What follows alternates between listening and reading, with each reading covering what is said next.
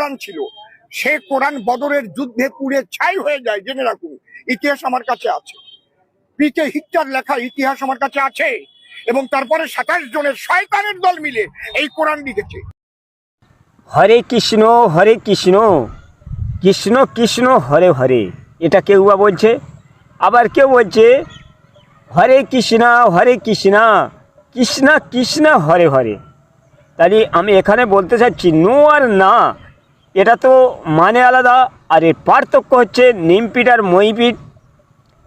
এখন হিন্দু ভাইদারা বলছি, তোমরা যে জায়গায় এই হরে কৃষ্ণ পড়ছো সেটা সঠিক জেনে শুনে পড়া ভালো।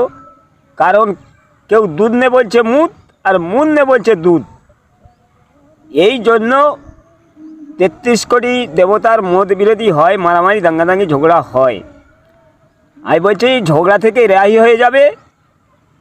আসুন হিন্দু ভাইরা, ইসলাম ধর্মের পথ খোলা আছে, স্বেচ্ছায় অনেক লোক ইসলাম ধর্ম করছে।